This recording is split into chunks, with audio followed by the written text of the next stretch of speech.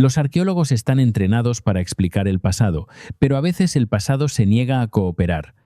En todo el mundo, los investigadores han descubierto estructuras antiguas que desafían silenciosamente todo lo que creemos saber sobre las primeras civilizaciones.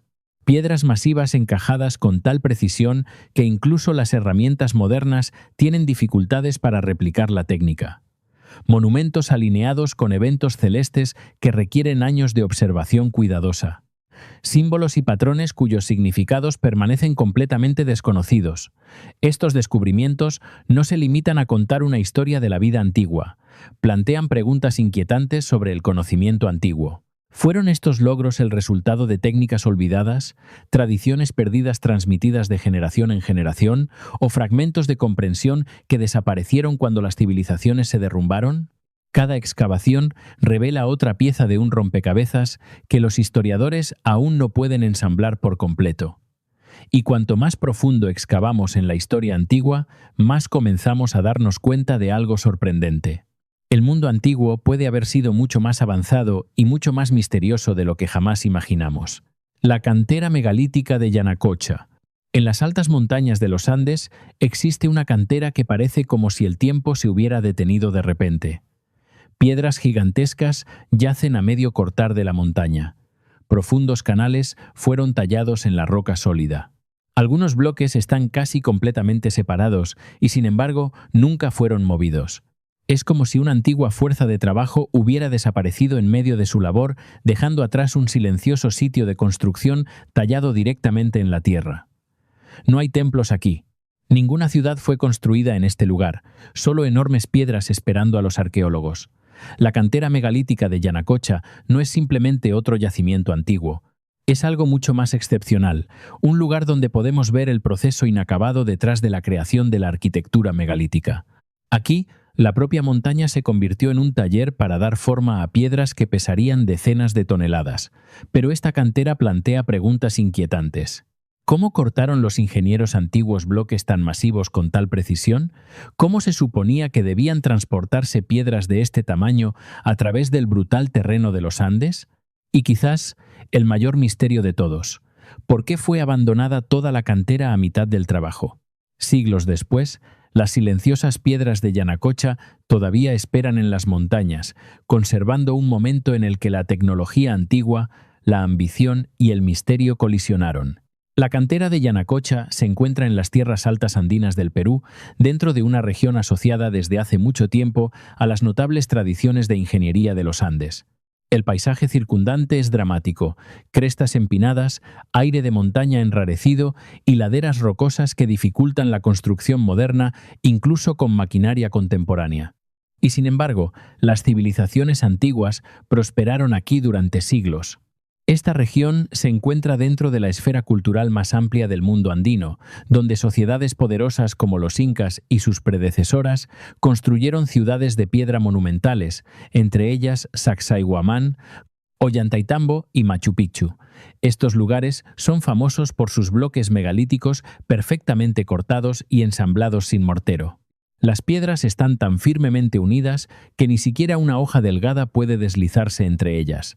Durante décadas, los arqueólogos se han preguntado de dónde se originaron muchas de estas piedras y cómo se dieron forma antes de ser transportadas por terrenos escarpados. La cantera de Yanacocha parece proporcionar una pista importante. Dispersos por el lugar, hay bloques parcialmente tallados y trincheras de extracción que preservan la evidencia física de una industria de trabajo en piedra que operó a una escala notable. A diferencia de muchos yacimientos arqueológicos famosos que fueron redescubiertos por exploradores, Yanacocha era conocida inicialmente por las comunidades locales, que siempre habían sido conscientes de las extrañas piedras talladas incrustadas en la ladera de la montaña.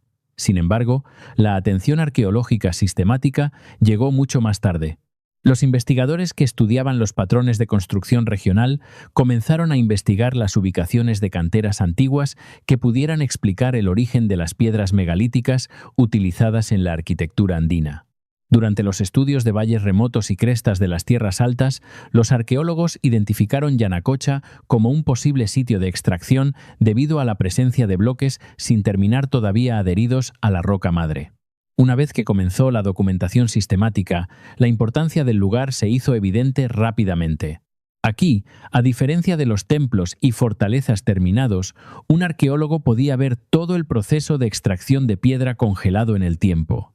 Las trincheras talladas en las caras rocosas, los cantos rodados a medio separar y las marcas de herramientas conservadas en las superficies permitieron a los investigadores reconstruir las técnicas que pudieron haber utilizado los trabajadores antiguos.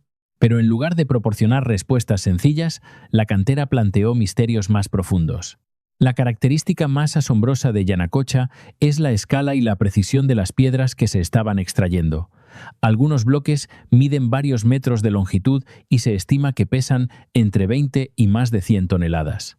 No son pequeñas piedras de construcción, sino enormes megalitos comparables en tamaño a los utilizados en las mayores estructuras de piedra de los Andes. Aún más desconcertante es la precisión visible en los cortes de la cantera. Muchas superficies muestran ranuras paralelas y rectas donde los trabajadores tallaban canales en la roca antes de separar el bloque de piedra de la montaña. Las líneas parecen deliberadas y están uniformemente espaciadas, lo que sugiere un proceso de extracción cuidadosamente planificado. Las explicaciones tradicionales sugieren que los trabajadores antiguos usaban simples martillos de piedra y cinceles metálicos hechos de aleaciones de bronce o cobre. La arqueología experimental ha demostrado que tales herramientas pueden efectivamente dar forma a la piedra, pero recrear los profundos cortes de cantera rectos que se ven en Yanacocha requiere un tiempo y un esfuerzo enormes. Esto ha llevado a algunos investigadores a proponer que los canteros antiguos poseían un conocimiento mucho mayor de la mecánica de la piedra del que se había supuesto anteriormente. Colocando cuidadosamente ranuras y cuñas, podían controlar cómo se fracturaba la roca, permitiendo que bloques masivos se desprendieran limpiamente sin romperse. Aún así, la precisión plantea una pregunta intrigante. ¿Cómo determinaron los ingenieros antiguos exactamente dónde cortar y cuánta fuerza aplicar sin las herramientas geológicas modernas? A lo largo de las últimas décadas, equipos arqueológicos han llevado a cabo estudios y excavaciones limitadas en la cantera. Sus trabajos se han centrado en documentar las marcas de herramientas, cartografiar las posiciones de las piedras, sin terminar y analizar el terreno circundante. Uno de los descubrimientos clave ha sido la presencia de ranuras en forma de cuña talladas en la roca madre. Estas ranuras probablemente contenían cuñas de madera que se introducían a golpes en la piedra. Cuando se empapaban de agua, la madera se expandía, generando una presión que gradualmente forzaba a la roca a partirse a lo largo de la línea tallada. Esta técnica es conocida en otras tradiciones de cantería antigua de todo el mundo, incluyendo Egipto y el Mediterráneo. Sin embargo, la disposición de las ranuras para cuñas en Yanacocha sugiere una comprensión sofisticada de la distribución del estrés dentro de la piedra. El espaciado entre las ranuras parece intencional, permitiendo que la fractura se propague en una dirección controlada. Los arqueólogos también han identificado bloques parcialmente conformados que siguen adheridos al suelo de la cantera. Estas piedras sin terminar proporcionan valiosas pistas sobre las etapas de producción. Primero, los trabajadores tallaban profundos canales alrededor del contorno del bloque. A continuación, insertaban cuñas a lo largo de la base para separarlo de la roca madre. Por último, el bloque se conformaba aproximadamente antes de ser transportado a los lugares de construcción. Pero aquí reside uno de los mayores enigmas. Muchos de estos bloques nunca fueron movidos. Por toda la cantera, enormes piedras permanecen exactamente donde estaban siendo trabajadas. Algunas están casi completamente desprendidas, mientras que otras parecen solo parcialmente cortadas. La escena se asemeja a un enorme proyecto industrial detenido abruptamente en medio de la operación. ¿Por qué sería abandonada una cantera tan grande y organizada? Se han propuesto varias teorías. Una posibilidad es que la agitación política interrumpiera los proyectos de construcción que dependían de la cantera. En los Andes, los grandes programas de construcción estaban a menudo vinculados al poder del Estado y a la actividad ritual. Si el liderazgo cambiaba o el sistema político colapsaba, la demanda de piedra podría haber desaparecido. Otra teoría apunta a los desafíos logísticos. Transportar bloques de varias toneladas a través de paisajes montañosos empinados requería infraestructuras complejas, caminos, fuerzas de trabajo y sistemas de trineos. Si las rutas de transporte se volvían impracticables o peligrosas, las operaciones de la cantera podrían haber cesado. También existe la posibilidad de que se descubriera una nueva fuente de cantera que ofreciera una extracción más sencilla. Sin embargo, ninguna de estas explicaciones da cuenta por completo del abandono repentino y generalizado visible en Yanacocha. Más allá de las propias técnicas de extracción, Yanacocha plantea varias preguntas adicionales. La primera es la cuestión del transporte. Mover piedras de decenas de toneladas a través de los Andes habría requerido una coordinación notable. Los investigadores creen que los constructores antiguos utilizaron una combinación de trineos, cuerdas, rampas y fuerza humana, pero los métodos precisos siguen siendo debatidos. La segunda es la cuestión de la organización. Una cantera de este tamaño implica una gran fuerza de trabajo que operaba bajo un control centralizado. Los trabajadores habrían necesitado suministros de alimentos, refugio, herramientas y supervisión. Esto sugiere la existencia de un sistema administrativo avanzado capaz de gestionar proyectos de ingeniería a gran escala. Por último, la cantera proporciona una visión de los logros tecnológicos más amplios de las sociedades andinas antiguas. A menudo, retratadas como tecnológicamente simples debido a la ausencia de herramientas de hierro o vehículos con ruedas, estas culturas crearon, sin embargo, algunas de las arquitecturas de piedra más impresionantes de la historia humana. Lugares como Sacsayhuamán contienen piedras de más de 100 toneladas encajadas con una precisión extraordinaria. La cantera de Yanacocha puede representar una de las etapas cruciales del proceso que hizo posibles tales monumentos. Hoy, las silenciosas piedras de Yanacocha permanecen dispersas por la ladera de la montaña, sin ser tocadas durante siglos. Preservan una instantánea excepcional de la ingeniería antigua, un momento en que bloques masivos estaban siendo tallados de la propia tierra, destinados a una arquitectura monumental que definiría un imperio. Y sin embargo, la cantera sigue guardando muchos secretos. ¿Cómo lograron los trabajadores antiguos tal precisión con herramientas limitadas? ¿Cómo se transportaban las gigantescas piedras a través de peligrosos paisajes de montaña? ¿Y qué evento hizo que esta inmensa cantera se sumiera en el silencio? La pirámide de Cestio en Roma. En el corazón de la Roma moderna, rodeada de tráfico, muros antiguos y siglos de historia europea, se alza algo que parece completamente fuera de lugar. Una pirámide blanca y reluciente que se eleva abruptamente hacia el cielo. Parece como si hubiera sido transportada directamente desde los desiertos de Egipto. Sin embargo, esta estructura no se encuentra en Giza ni en Luxor. Se alza en la capital del Imperio Romano. Conocida hoy como la pirámide de Cayo Cestio, el monumento ha desconcertado a los historiadores durante generaciones. ¿Por qué un funcionario romano construiría su tumba con la forma de una pirámide egipcia? ¿Cómo se construyó tan rápidamente?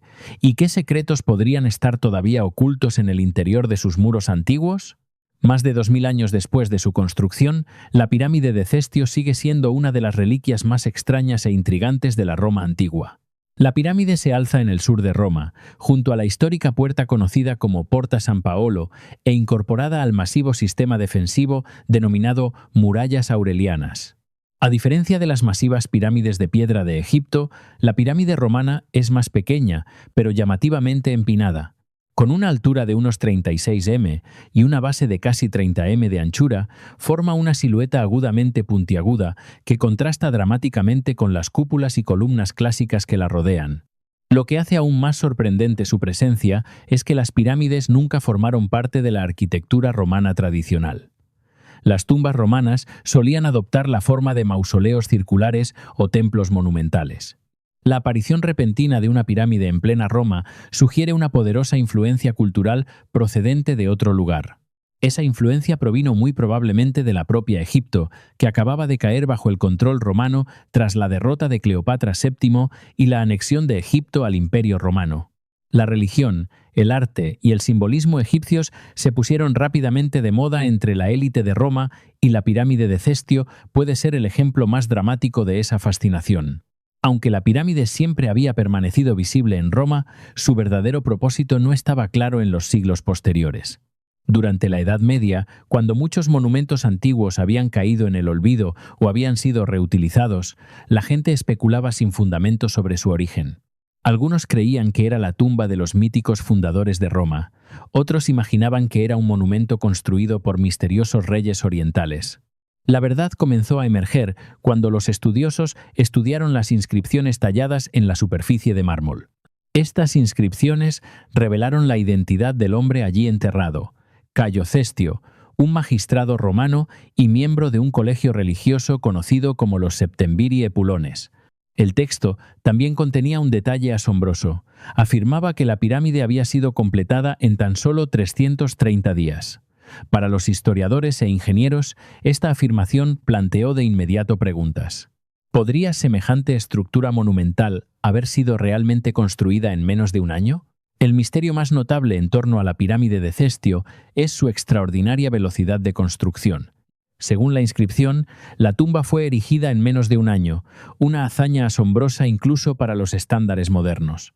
La estructura de la pirámide consiste en un núcleo de hormigón, un sello distintivo de la ingeniería romana cubierto por grandes losas de brillante mármol blanco. Esta combinación permitió a los constructores romanos crear estructuras monumentales mucho más rápido que la construcción tradicional de bloques de piedra utilizada en Egipto. Sin embargo, incluso con el hormigón romano, construir una pirámide de 36 metros de altura en un periodo tan corto habría requerido una fuerza de trabajo masiva y altamente organizada. Algunos historiadores creen que cientos de trabajadores debían haber laborado simultáneamente, de día y de noche, bajo una supervisión estricta. Otros sugieren que el núcleo estructural principal se erigió rápidamente mientras que los elementos decorativos se completaban más tarde. Independientemente del método exacto, la velocidad de construcción refleja las notables capacidades logísticas de la ingeniería romana. Sin embargo, el diseño de la pirámide también difiere dramáticamente de sus homólogas egipcias. Sus lados se elevan en un ángulo pronunciado de aproximadamente 70 grados, mucho más empinado que las pirámides del complejo de Giza. Esto sugiere que los arquitectos romanos no intentaban replicar las pirámides egipcias con precisión, sino que adaptaron el concepto a una interpretación distintivamente romana. Durante siglos, el interior de la pirámide permaneció sellado y misterioso. En el siglo XVII, los exploradores entraron finalmente en la estructura cortando cuidadosamente un pasaje a través de sus paredes. En el interior descubrieron una cámara funeraria sorprendentemente pequeña, de unos 6 por 4 m de dimensiones. Las paredes de la cámara estaban decoradas con delicadas pinturas al fresco, incluyendo figuras aladas que representaban la victoria y otros motivos simbólicos comunes en el arte funerario romano. Estas pinturas confirmaron que la tumba pertenecía a un ciudadano romano de élite más que a un sacerdote egipcio o a un gobernante extranjero.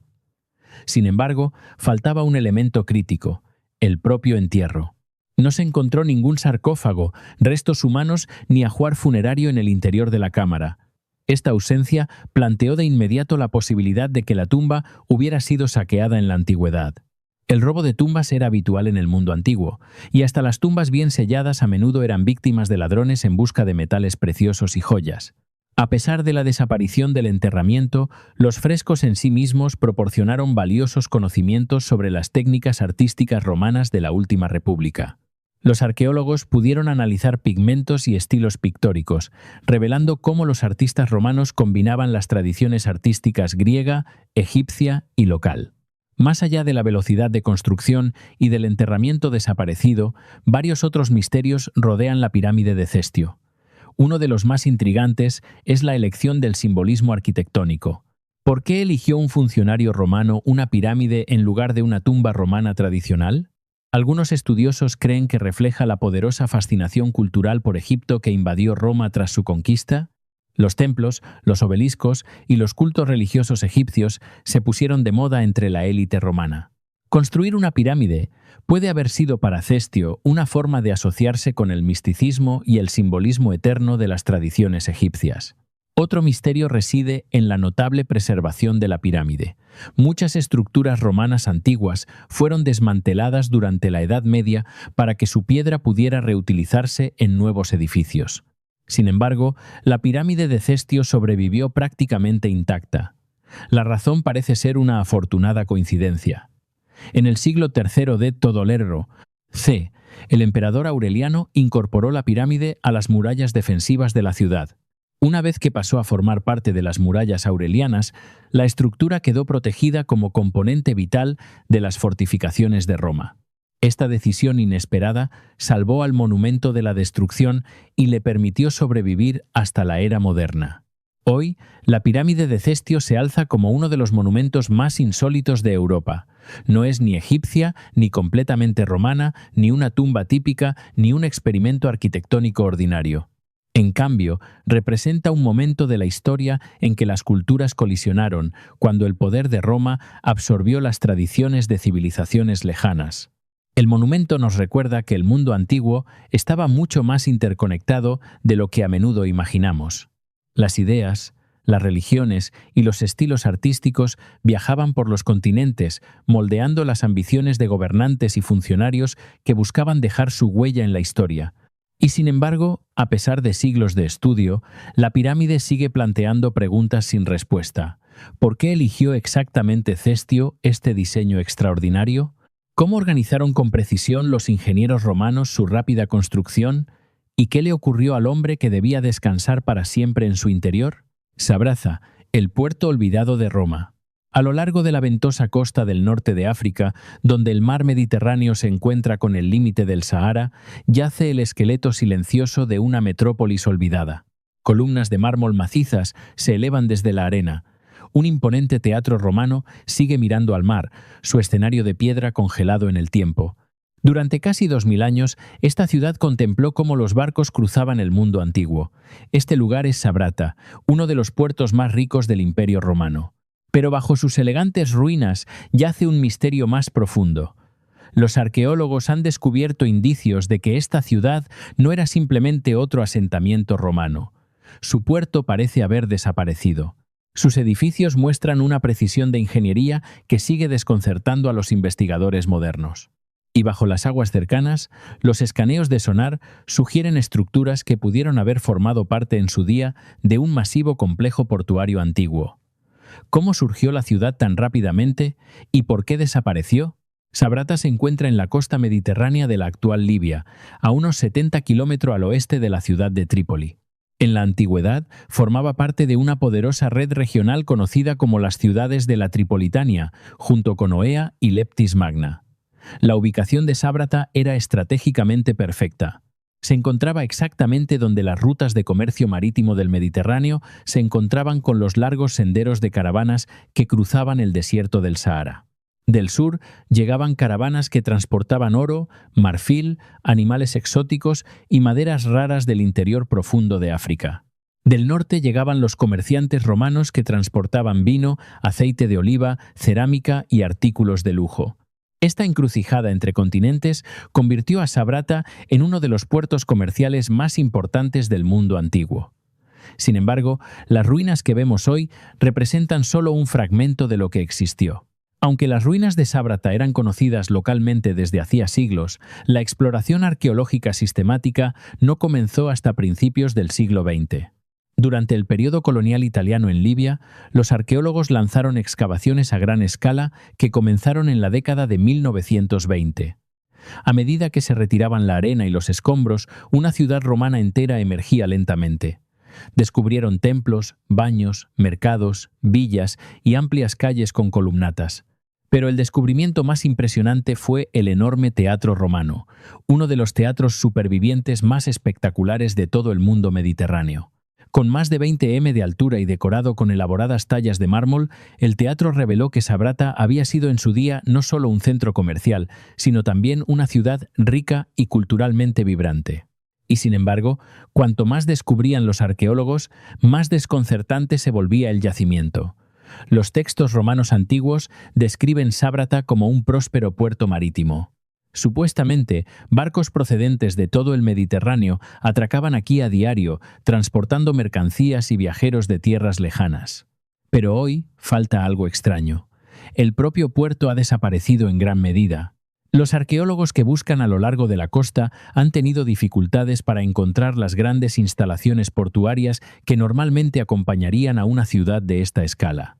Solo se han identificado restos dispersos de rompeolas y bloques de piedra sumergidos. Algunos investigadores creen que parte del antiguo puerto puede estar ahora bajo el agua debido al desplazamiento de las líneas costeras y al aumento del nivel del mar en los últimos 2000 años. Otros sugieren que los terremotos o la erosión costera pueden haber destruido las estructuras portuarias. Estudios submarinos recientes con tecnología de sonar han revelado lo que parecen ser formaciones de piedra bajo el lecho marino cerca de Sabratha. Estas formaciones pueden representar muros o muelles del antiguo puerto, sepultados bajo siglos de sedimento. Sin embargo, la estructura completa del puerto y cómo funcionó en su día sigue siendo uno de los mayores misterios sin resolver de Sabratha. A lo largo de casi un siglo de excavaciones, los arqueólogos han descubierto notables evidencias de la riqueza y la sofisticación de Sabratha. Entre los hallazgos más importantes se encuentran los restos de lujosas villas romanas decoradas con intrincados suelos de mosaico. Estos mosaicos representan escenas de mitología, caza y vida marina, construidos con miles de pequeñas piedras de colores. Las excavaciones también revelaron templos dedicados a dioses romanos y fenicios, incluidos santuarios consagrados a Hércules y a la deidad egipcia Isis. Estos templos demuestran cómo Sabratha sirvió como punto de encuentro cultural donde se mezclaban las tradiciones religiosas de múltiples civilizaciones. También se descubrieron grandes baños públicos, completos con avanzados sistemas de calefacción conocidos como hipocaustos, que hacían circular aire caliente bajo los suelos para calentar habitaciones enteras. Aún más impresionantes eran los restos de arquitectura monumental construida con mármol y caliza importados. La precisión con que estas pesadas piedras fueron cortadas y ensambladas sugiere un nivel de pericia en ingeniería que rivalizaba con el de las mayores ciudades del mundo romano. Los artefactos descubiertos durante las excavaciones incluyen monedas, estatuas, inscripciones y cerámica que ofrecen destellos de la vida cotidiana en esta ciudad que un día fuera próspera. Pero incluso estos descubrimientos solo profundizan el enigma. A pesar de décadas de investigación, varias preguntas clave sobre Sabratha siguen sin respuesta. Un misterio concierne al repentino declive de la ciudad. Las evidencias históricas sugieren que un poderoso terremoto sacudió la región en el siglo IV. Algunos edificios fueron dañados, pero la ciudad parece haber continuado funcionando después. Sin embargo, para el período medieval temprano, Sabratha había desaparecido en gran medida de la historia. Otro misterio implica las técnicas de ingeniería utilizadas en algunas de las estructuras supervivientes. El teatro romano, por ejemplo, demuestra un diseño acústico extraordinario. Incluso hoy, una persona que hable suavemente en el escenario puede ser escuchada claramente en las filas más altas de asientos. ¿Cómo lograron los constructores antiguos este nivel de precisión acústica sin herramientas de medición modernas sigue fascinando a ingenieros e historiadores? También está la pregunta sobre el tamaño real de la ciudad. Las áreas excavadas revelan solo una parte del asentamiento antiguo. Amplias secciones de Sabratha pueden estar todavía enterradas bajo la arena, bajo estructuras modernas o incluso bajo el agua. Algunos arqueólogos creen que lo que ha sido descubierto representa solo el centro ceremonial y público de un complejo urbano mucho mayor. Las ruinas de las montañas de Maloti. En lo alto de las escarpadas montañas del sur de África, donde el viento barre interminables praderas y las crestas de piedra emergen de la tierra como cicatrices antiguas, se extiende un paisaje lleno de geometría silenciosa. Desde el suelo, estas formas parecen casi sin sentido, bajos círculos de piedra dispersos por colinas y valles. Pero cuando se contemplan desde el cielo, revelan algo mucho más asombroso. Una vasta red de ruinas que se extiende por el territorio como el débil plano de una civilización olvidada.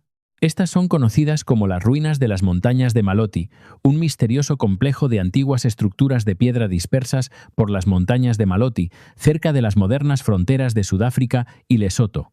Miles de recintos circulares, muros de piedra y caminos se extienden por el terreno, formando patrones que solo pueden comprenderse verdaderamente desde las alturas. ¿Quién las construyó? ¿Por qué se levantaron a lo largo de un paisaje tan enorme? ¿Y cómo organizaron los constructores antiguos estructuras a una escala tan vasta que su verdadero diseño permaneció oculto hasta la era de la fotografía aérea? Las ruinas se extienden por la dramática región montañosa de Maloti-Drakensberg, una meseta de gran altitud que forma parte de la frontera natural entre Sudáfrica y Lesoto. Este paisaje se caracteriza por praderas ondulantes, acantilados de basalto empinados y amplios valles excavados por ríos a lo largo de millones de años. Hoy, la región parece remota y escasamente poblada. Pequeñas aldeas y pastores de ganado salpican el paisaje, y durante siglos los círculos de piedra dispersos por las colinas fueron ignorados en gran medida, mezclándose con el terreno natural. Pero cuando los investigadores comenzaron a cartografiar la zona utilizando imágenes satelitales y estudios aéreos, se dieron cuenta de algo extraordinario. Las estructuras no eran ruinas aisladas.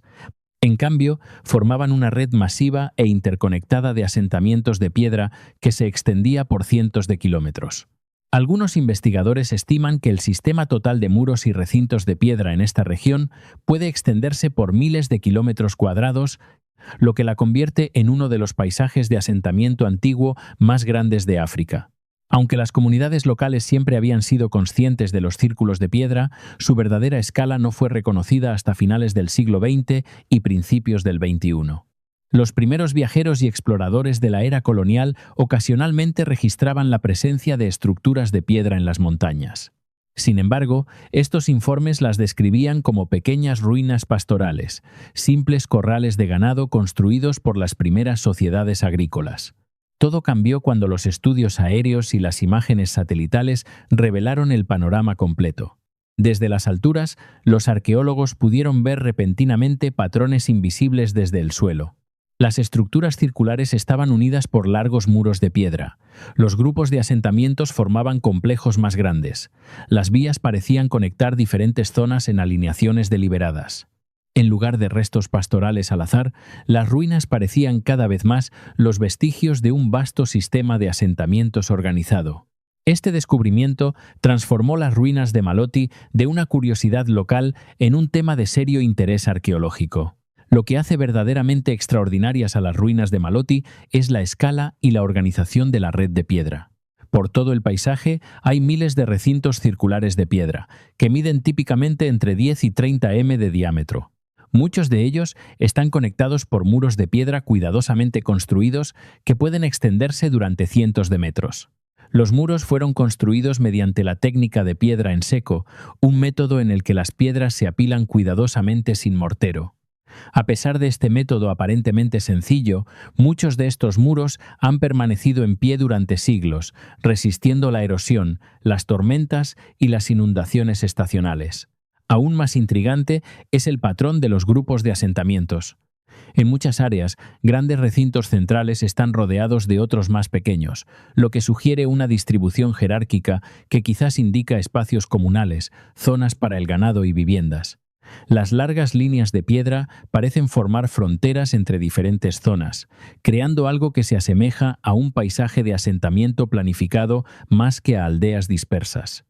Desde las imágenes satelitales, todo el sistema se asemeja casi a una enorme red o cuadrícula que se extiende por valles y laderas.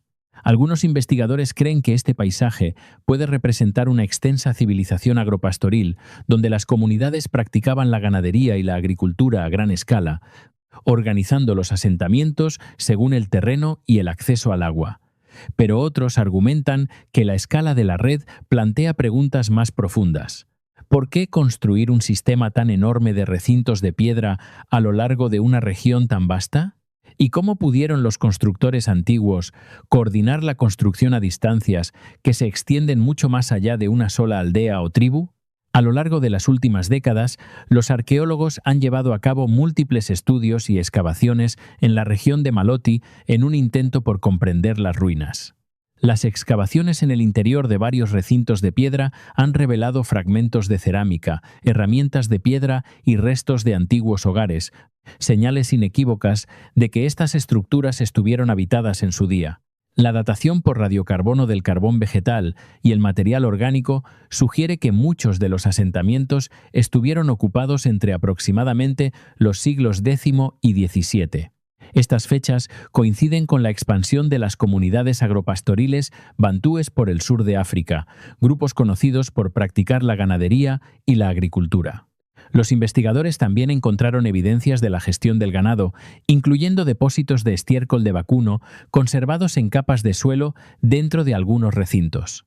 Esto apoya la teoría de que muchos de los círculos de piedra funcionaron como corrales de ganado, recintos de protección utilizados para resguardar al ganado por la noche. Y sin embargo, incluso con estos descubrimientos, el rompecabezas sigue incompleto.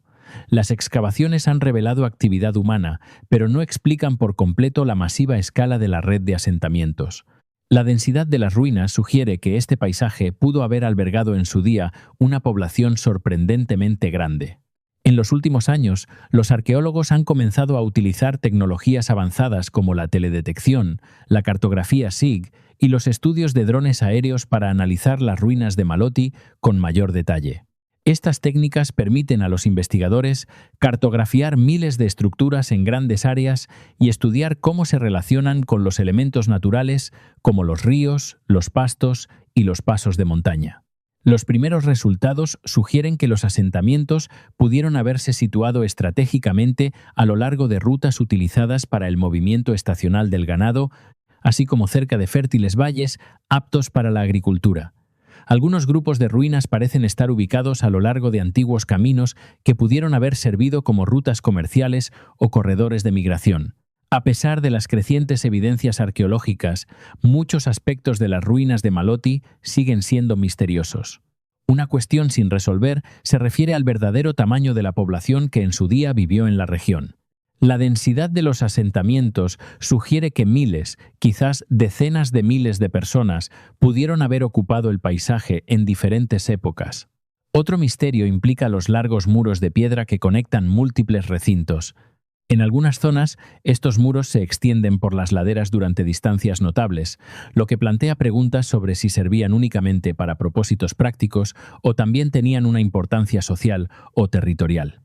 También hay debates en curso sobre si ciertas alineaciones de estructuras pueden estar relacionadas con orientaciones astronómicas. Aunque esta idea sigue siendo especulativa y requiere más estudio, quizás el mayor misterio es cómo una red de asentamientos tan extensa pudo pasar desapercibida durante tanto tiempo. Durante siglos, los círculos de piedra se integraron silenciosamente en el paisaje, sus patrones invisibles sin la perspectiva de la tecnología aérea moderna. Solo ahora los investigadores están comenzando a comprender que las montañas de Maloti pueden preservar los vestigios de un vasto y sofisticado paisaje cultural construido lentamente a lo largo de generaciones por comunidades cuya historia nunca fue registrada completamente por escrito. Dadán, el reino olvidado del desierto. Imaginemos un reino tan poderoso que en su día controlaba el flujo de riqueza por todo un desierto. Sin embargo, hoy casi nadie recuerda su nombre. Oculto entre acantilados de arenisca imponentes y silenciosos valles del desierto árabe, yacen las ruinas de una civilización que floreció hace más de 2000 años. Un lugar donde en su día se reunían mercaderes, llegaban caravanas de tierras lejanas y los reyes gobernaban sobre una de las rutas comerciales más importantes del mundo antiguo. Pero diseminadas por estas ruinas hay pistas que se niegan a explicarse por completo. Gigantescas tallas de leones miran desde los acantilados como si guardaran tumbas olvidadas.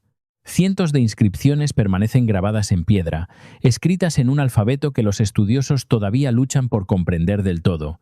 Secciones enteras de una ciudad antigua yacen todavía enterradas bajo capas de arena sin ser tocadas durante siglos.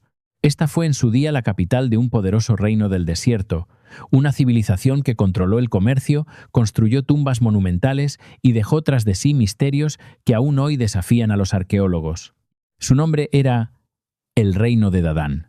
Las ruinas de este reino olvidado se encuentran dentro del oasis del Valle de Alula, en el noroeste de Arabia Saudí, una región rodeada de montañas de arenisca, vastas llanuras desérticas y secos valles fluviales excavados por inundaciones antiguas. A primera vista, el paisaje parece duro e implacable. Y sin embargo, hace miles de años, este oasis se convirtió en una de las ubicaciones más estratégicas de la península arábiga. Dadán se asentaba directamente en la antigua ruta del incienso, una red de senderos de caravanas que conectaba el sur de Arabia con el mundo mediterráneo. Durante siglos, las caravanas que transportaban incienso, mirra, especias, metales preciosos, textiles y mercancías raras viajaban a través de miles de kilómetros de desierto y casi todas ellas pasaban por este valle. Debido a esta posición estratégica, Dadán se transformó de un simple asentamiento de oasis en un rico e influyente reino del desierto, que floreció aproximadamente entre los siglos 90 y segundo Antero. A diferencia de las famosas ciudades del desierto que vendrían después, como Petra, Dadán permaneció en gran medida olvidado por la historia, sus ruinas engullidas lentamente por la arena y el tiempo. Aunque los habitantes locales siempre habían sido conscientes de las antiguas ruinas dispersas por el valle de Alula, el lugar atrajo por primera vez la atención académica internacional durante el siglo XIX, cuando los exploradores que viajaban por Arabia comenzaron a informar sobre extrañas inscripciones talladas en rocas y acantilados. Estas marcas eran distintas del árabe o de cualquier otro alfabeto regional conocido. Los primeros investigadores pronto se dieron cuenta de que pertenecían a un sistema de escritura completamente diferente, conocido actualmente como dadanítico. Durante el siglo XX, expediciones arqueológicas sistemáticas comenzaron a cartografiar el yacimiento y a documentar cientos de inscripciones dispersas por el paisaje desértico. Las excavaciones revelaron gradualmente que las ruinas representaban la capital de un poderoso reino antiguo. Los arqueólogos descubrieron murallas de la ciudad, templos, estatuas, estructuras administrativas y vastos complejos funerarios tallados en los acantilados cercanos. Sin embargo, incluso después de décadas de estudio, solo una pequeña porción de la ciudad antigua ha sido excavada, dejando amplias secciones aún ocultas bajo capas de arena y sedimento. Entre las características más llamativas de la ciudad antigua se encuentran las famosas tumbas del león, talladas directamente en los acantilados de arenisca que rodean el oasis. Estas tumbas monumentales están guardadas por esculturas en relieve de leones talladas en la cara de la roca, cada una de casi 1 metro de longitud. Los leones parecen poderosos y estilizados, sus cuerpos tallados con una precisión notable a pesar de las limitaciones de las herramientas antiguas. Lo que hace especialmente fascinantes a estas esculturas es su inusual estilo artístico. No corresponde perfectamente a las tradiciones artísticas de las civilizaciones vecinas, como Mesopotamia, Egipto o el Levante. En cambio, parece representar una tradición artística única desarrollada dentro del propio reino, posiblemente influenciada por múltiples culturas conectadas a través del comercio. El propósito de los leones también sigue siendo incierto. Algunos estudiosos creen que simbolizan el poder real o la protección divina sobre las tumbas de los gobernantes de élite. Otros sugieren que pueden representar animales sagrados o guardianes mitológicos asociados a las antiguas creencias religiosas árabes. A pesar de décadas de investigación, su significado exacto sigue siendo uno de los misterios más duraderos del lugar. Las excavaciones arqueológicas llevadas a cabo a lo largo de las últimas décadas han revelado que Dadán era mucho más compleja de lo que se imaginaba anteriormente.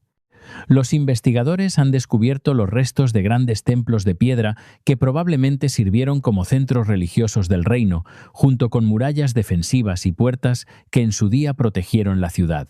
Los barrios residenciales muestran evidencias de una próspera población que incluía comerciantes, artesanos y administradores que gestionaban el comercio a través del desierto. Los extensos cementerios tallados en los acantilados circundantes revelan elaboradas tradiciones funerarias y estructuras sociales jerárquicas.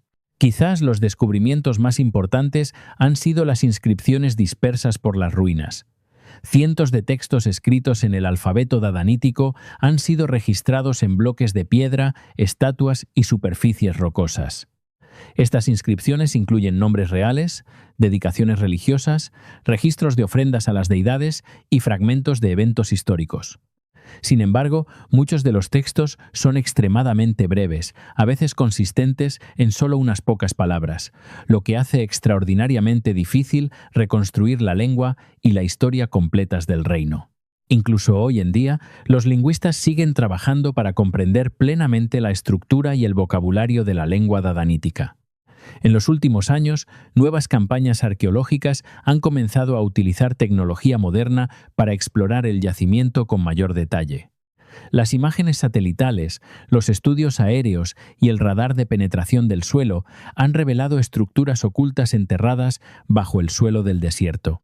Las técnicas de escaneado digital están ayudando a los investigadores a preservar frágiles inscripciones y a reconstruir tallas dañadas. Cada nueva temporada de excavaciones trae descubrimientos adicionales, incluyendo templos, calles y estructuras funerarias previamente desconocidas, que insinúan la verdadera escala de la ciudad antigua. Y sin embargo, estos descubrimientos también plantean nuevas preguntas. Uno de los mayores misterios en torno a Dadán es cómo pudo prosperar un reino tan floreciente en un entorno desértico tan extremo. Mantener la agricultura, los suministros de agua y grandes poblaciones en un paisaje árido habría requerido un sofisticado conocimiento de la gestión de oasis y la distribución de recursos. Otro enigma implica la ingeniería de las propias tumbas excavadas en los acantilados. Algunas cámaras funerarias están talladas en lo alto de caras rocosas verticales, situadas a decenas de metros por encima del suelo del valle. ¿Cómo gestionaron los trabajadores antiguos tallar estas cámaras con tal simetría y precisión sigue sin estar claro? Igualmente misterioso es el repentino declive del reino. Las evidencias históricas sugieren que Dadán eventualmente perdió su dominio político y fue reemplazado por otro poder árabe conocido como el reino liyanita, que posteriormente controló la región. Sin embargo, hay pocas evidencias de destrucción catastrófica, guerra a gran escala o invasión en el lugar. En cambio, la ciudad parece haber ido perdiendo gradualmente su protagonismo, quizás a medida que las rutas comerciales se desplazaban o surgían nuevas alianzas políticas en la península arábiga. La que fue una poderosa capital fue decayendo lentamente hasta desaparecer por completo de los registros históricos. El castillo de Montezuma, vivienda imposible. Tallado directamente en un imponente acantilado de caliza en los desiertos de Arizona, se encuentra una estructura que no debería existir. A casi 27 m del suelo, un complejo de 5 pisos de habitaciones de piedra se aferra a la cara de la roca como si hubiera crecido naturalmente de la montaña.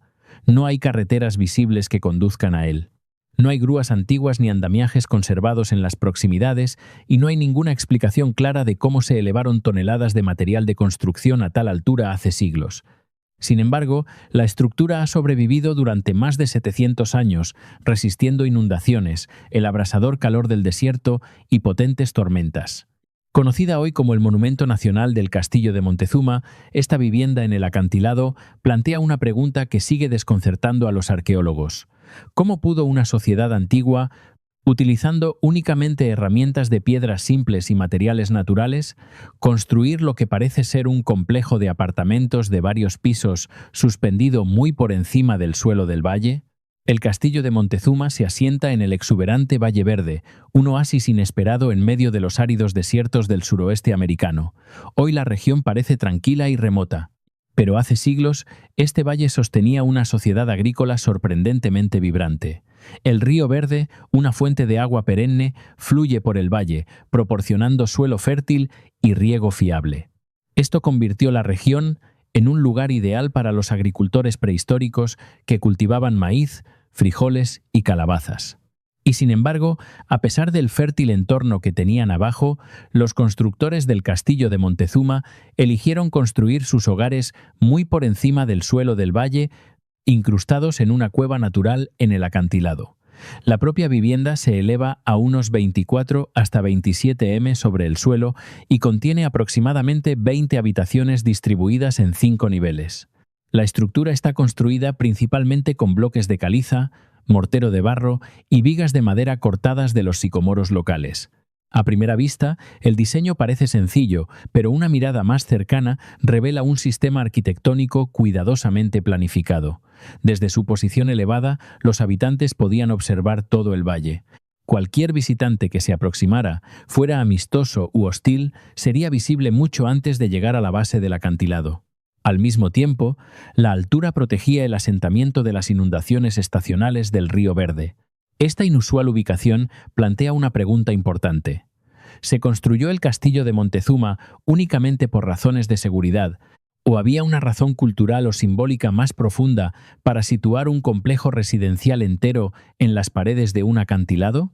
Aunque las comunidades indígenas de la región siempre habían conocido las viviendas en el acantilado, el lugar era prácticamente desconocido para el mundo exterior hasta el siglo XIX, Cuando los exploradores y colonos americanos comenzaron a adentrarse en el territorio de Arizona, los primeros viajeros euroamericanos quedaron asombrados por lo que vieron. Suspendida en la cara del acantilado había una estructura de piedra de varios pisos que parecía mucho más sofisticada de lo que esperaban encontrar en las sociedades prehistóricas de la región. Dado que muchos colonos creían que las ruinas debían haber sido construidas por el legendario emperador azteca Moctezuma II, el lugar fue erróneamente denominado Castillo de Montezuma. Los arqueólogos demostraron más tarde que la estructura no tenía nada que ver con los aztecas y que en realidad había sido construida siglos antes por el pueblo Sinagua. Reconociendo la extraordinaria importancia del lugar, el gobierno de los Estados Unidos estableció el Monumento Nacional del Castillo de Montezuma en 1906, convirtiéndolo en uno de los primeros monumentos arqueológicos protegidos del país. Desde entonces, la vivienda en el acantilado se ha convertido en una de las estructuras prehistóricas mejor conservadas de América del Norte. El mayor misterio del Castillo de Montezuma no radica simplemente en su antigüedad, sino en su ingeniería. Los constructores sinaguas edificaron el complejo completo utilizando únicamente herramientas de piedra y materiales orgánicos. No disponían de herramientas de hierro, ni de acero, ni de animales de tiro para transportar materiales, ni de dispositivos mecánicos de elevación. Y sin embargo, lograron transportar materiales de construcción a una altura vertical de casi 27 m. Los arqueólogos creen que se usaron escaleras de madera para acceder a la vivienda, pero estas escaleras han desaparecido hace mucho tiempo. Sin evidencias físicas de andamiaje o plataformas de construcción, el proceso exacto de construcción sigue siendo incierto. Aún más intrigante es el diseño ambiental del edificio. La cueva del acantilado funciona como un sistema natural de control climático. Los gruesos muros de caliza absorben el calor durante el día y lo liberan lentamente por la noche, estabilizando las temperaturas interiores. En los tórridos veranos de Arizona, cuando las temperaturas exteriores pueden superar los 38 grados Celsius, las habitaciones del interior de la vivienda en el acantilado permanecen notablemente más frescas. Durante las más frías noches del desierto en invierno, los mismos muros de roca retienen el calor.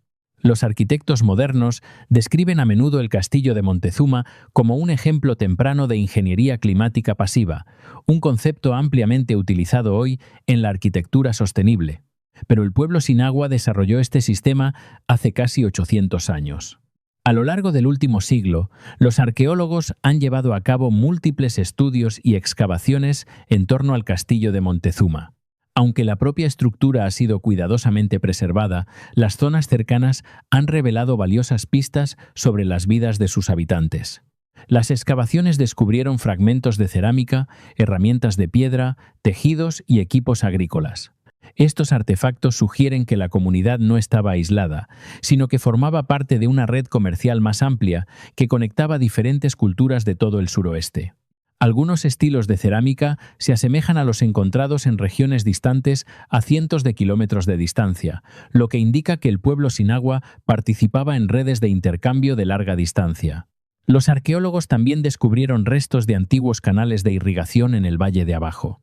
Estos canales desviaban en su día el agua del río Verde hacia los campos agrícolas, sustentando una población relativamente grande para la región. Quizás lo más fascinante sea la evidencia que sugiere que el Castillo de Montezuma era solo una parte de un asentamiento mucho más grande. Estructuras adicionales, conocidas ahora como el Castillo A, y otras ruinas cercanas, indican que la vivienda en el acantilado formaba parte de una extensa comunidad que floreció durante varios siglos. Sin embargo, a principios del siglo XV, el asentamiento fue misteriosamente abandonado. A pesar de décadas de investigación, varias preguntas clave siguen sin respuesta. Un misterio concierne a la función social de la vivienda en el acantilado. Con solo 20 habitaciones, el Castillo de Montezuma no podría haber albergado a una población muy numerosa. Algunos investigadores creen que pudo haber servido como residencia especializada para familias de élite, líderes religiosos o autoridades comunitarias. Otro enigma implica la repentina desaparición de los habitantes sinaguas. Las evidencias arqueológicas no muestran señales de destrucción violenta ni de guerra. En cambio, parece que los residentes abandonaron gradualmente el lugar a principios del siglo XV. Las posibles explicaciones incluyen una sequía prolongada, cambios ambientales, agotamiento de los recursos o la migración hacia otras culturas regionales, como la del pueblo Hopi. Sin embargo, la razón exacta sigue siendo incierta. También hay una pregunta persistente sobre la continuidad cultural. Muchas tradiciones Hopi describen migraciones ancestrales por la región y algunos estudiosos creen que el pueblo sin agua pudo haberse unido eventualmente a los antepasados de las modernas comunidades pueblo. De ser así, el castillo de Montezuma no representaría una civilización desaparecida, sino un capítulo en una historia mucho más larga de transformación cultural a través del suroeste americano. Gonur Tepe, la ciudad perdida de Asia Central. A lo largo de las silenciosas dunas de Asia Central, donde los interminables vientos del desierto borran las huellas de la historia, los arqueólogos descubrieron las ruinas de una ciudad que no debería haber existido. Oculto bajo las arenas durante casi 4000 años, el antiguo asentamiento de Gonur Tepe emergió no como una simple aldea, sino como un extenso centro urbano lleno de templos, murallas fortificadas, tumbas reales y misteriosas cámaras rituales. Aún más desconcertante, pertenecía a una civilización que no dejó prácticamente ningún registro escrito, ningún gobernante conocido y ninguna conexión clara con los grandes imperios de su tiempo. ¿Cómo pudo surgir una sociedad tan sofisticada en medio de un desierto implacable y luego desaparecer tan completamente que el mundo la olvidó por completo? Gonur Tepe se adentra en el desierto de Karakum de la actual Turkmenistán, en una región que en su día fue nutrida por el antiguo delta del río Murghab. Hoy el paisaje parece desolado, vastas llanuras de arena interrumpidas solo por escasa vegetación y algún cauce fluvial seco. Sin embargo, hace casi 4000 años, esta región era radicalmente diferente. Los cursos de agua estacionales y los suelos fértiles sostenían comunidades agrícolas, permitiendo que floreciera una notable civilización en lo que los arqueólogos denominan ahora el complejo arqueológico de Bactria Margiana, frecuentemente abreviado como BEMAC. En el corazón de esta antigua red de asentamientos se alzaba Gonur Tepe, una masiva ciudad fortificada que cubría más de 25 hectáreas. Desde el aire, las ruinas revelan un llamativo trazado geométrico, gruesas murallas defensivas que encierran una ciudadela central rodeada de barrios residenciales, recintos ceremoniales y extensos enterramientos. La sola escala sugiere que Gonur Tepe no era un puesto remoto, sino uno de los principales centros urbanos de su era. Durante siglos, las ruinas de Gonur Tepe permanecieron ocultas bajo capas de arena y tiempo. El mundo moderno tuvo conocimiento del lugar por primera vez a principios de la década de 1970, cuando arqueólogos soviéticos comenzaron a estudiar el delta del Murghab utilizando reconocimiento aéreo e imágenes satelitales. Entre ellos se encontraba el arqueólogo greco-soviético Víctor Sarianidi, quien dedicaría décadas de su vida a descubrir los secretos de esta civilización perdida. Los primeros estudios revelaron tenues contornos de antiguas estructuras enterradas bajo la superficie del desierto. Pronto siguieron las excavaciones y lo que comenzó como una modesta investigación se expandió rápidamente hasta convertirse en uno de los proyectos arqueológicos más importantes de Asia Central. A medida que se retiraban cuidadosamente las capas de arena, comenzaron a aparecer masivos muros de adobe, cámaras ceremoniales y elaboradas tumbas, revelando una ciudad mucho más compleja de lo que nadie había anticipado. Quizás el aspecto más asombroso de Gonur Tepe es su avanzado diseño urbano. La ciudad parece haber sido meticulosamente planificada, con distritos organizados, fortificaciones defensivas y grandes complejos ceremoniales. La ciudadela central, protegida por múltiples muros concéntricos, sugiere tanto autoridad política como conciencia militar. Pero el mayor misterio reside en las estructuras religiosas descubiertas en el interior de la ciudad. Los arqueólogos descubrieron una serie de templos que contenían altares de fuego, plataformas rituales y cámaras especializadas que parecen haber sido utilizadas con fines ceremoniales. Algunos investigadores creen que estas pueden representar algunas de las primeras evidencias físicas de la adoración del fuego, posiblemente vinculada a tradiciones religiosas que más tarde evolucionaron hacia el zoroastrismo. Si esta interpretación es correcta, Gonur Tepe podría haber sido uno de los primeros centros de una tradición espiritual que más tarde influiría en culturas de toda Persia y Asia Central. Y sin embargo, la ausencia de textos escritos deja muchas preguntas sin respuesta. ¿Quiénes eran los sacerdotes que conducían estos rituales? ¿Qué creencias guiaban sus ceremonias? ¿Y por qué eligieron el fuego como símbolo sagrado? Las excavaciones en Gonur Tepe han revelado una asombrosa variedad de artefactos que demuestran la sofisticación de esta antigua sociedad. En la vasta necrópolis de la ciudad, los arqueólogos descubrieron miles de tumbas, incluidas elaboradas tumbas reales llenas de objetos extraordinarios. En el interior de estas tumbas había intrincados ornamentos de oro, vasos de plata finamente trabajados, sellos de piedra tallada y cerámica bellamente pintada. Algunos enterramientos contienen carros ceremoniales y los restos de animales sacrificados, lo que sugiere complejas tradiciones funerarias y fuertes creencias sobre el más allá. Igualmente intrigante fue el descubrimiento de vasijas rituales especializadas y rastros de residuos que indican la preparación de bebidas sagradas. El análisis químico de estos residuos reveló compuestos de plantas como la efedra, lo que llevó a algunos investigadores a proponer que los habitantes de Gonur Tepe podían haber elaborado una bebida ritual similar al legendario soma descrito en los textos indo-iranios antiguos. Otros descubrimientos insinúan redes comerciales de larga distancia. Las piedras preciosas, los metales y los estilos artísticos encontrados en el lugar sugieren conexiones con regiones lejanas, incluyendo la meseta iraní, Mesopotamia y posiblemente incluso la civilización del Valle del Indo. Y sin embargo, a pesar de décadas de investigación, las mayores preguntas en torno a Gonur Tepe siguen sin respuesta. A diferencia de muchas civilizaciones antiguas, esta cultura parece no haber dejado ningún sistema de escritura descifrable. Sin registros escritos, los arqueólogos deben reconstruir su historia únicamente a partir de la arquitectura, los artefactos y las prácticas funerarias. Otro misterio persistente concierne al repentino declive de la ciudad. Alrededor del año 1700 a.C., Gonur Tepe parece haber sido abandonada gradualmente. Algunos investigadores creen que el cambio climático pudo haber alterado el curso del río Murghab, privando a la región de su suministro esencial de agua.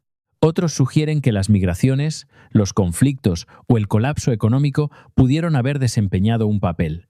Cualquiera que fuera la causa, la que en su día fuera una próspera ciudad fue desvaneciéndose lentamente en el silencio, sus muros se fueron derrumbando y sus calles quedaron enterradas bajo arenas a la deriva. Durante miles de años, Gonur Tepe permaneció oculta, su gente olvidada, sus logros borrados de la memoria histórica. Solo en el último medio siglo ha comenzado el mundo a redescubrir la notable civilización que en su día floreció allí. Hoy, las ruinas se alzan como un inquietante recordatorio de que civilizaciones enteras pueden surgir, alcanzar una complejidad extraordinaria y desaparecer sin dejar un nombre detrás. Y a medida que los arqueólogos continúan excavando las arenas del desierto de Karakum, Gonur Tepe guarda todavía secretos por descubrir, secretos que podrían un día transformar nuestra comprensión del mundo antiguo. Hemos llegado al final de este video. Y ahora que ya conoces estas estructuras que la historia todavía no logra explicar, ¿cuál de todos estos misterios te parece el más imposible de comprender? Déjanos tu respuesta en los comentarios. Gracias por vernos. Nos vemos en el próximo.